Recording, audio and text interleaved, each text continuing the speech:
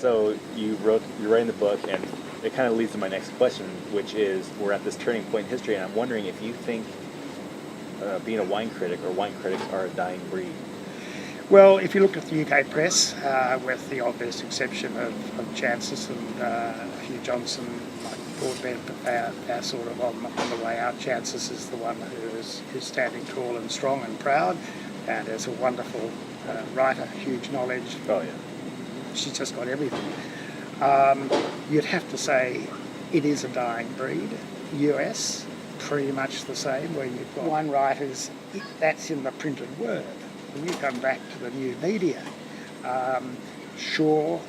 people are going to get fed up with blogs, and there will be a differentiation of product, and people will read on or take information from electronic sources, provided they have some faith in the quality of what's being given to them. That's a really, really good point, because I would agree with you. I think the wine critic, the individual, is a dying breed. Robert Parker just retired from doing California wines. He's still doing others, but there does have to be a level of credibility. You still have to have a good quality level of wine writing. You still have to fact check.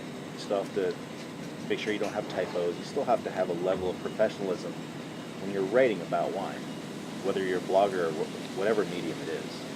And the good ones really will collectively keep us buoyant, hopefully. So, up-and-coming wine writers, who do you see as the new emerging, either in Australia or worldwide? Who do you see? Well, I'm not so good in worldwide, but there are some in Australia. There's a guy called Tyson Stelzer, who self-publishes to the point where he actually, I think, owns a printing company that prints. I mean, he does it A to Z, and he is in partnership with Matthew Jukes for two of his books. One is sort of a semi-companion like mine, except it's not nearly as comprehensive. But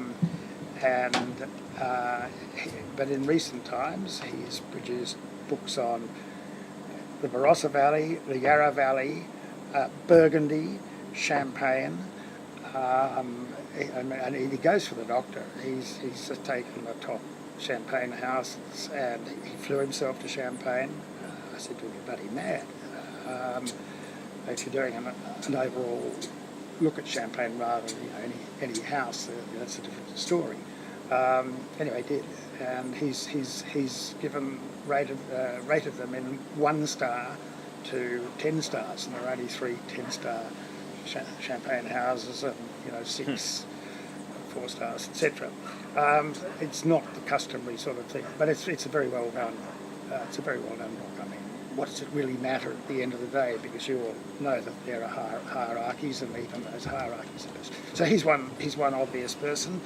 The guy actually is helping me now finally with Companion 8,000 tasting notes a year, 3,000 wineries to update. It's what we call painting the harbour bridge.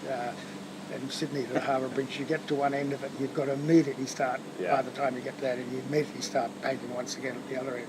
And this book of mine goes off within the next 48 hours. The companion, actually there's 2 books, Encyclopedia is also going off. I've got a dual deadline. I don't know how you do it.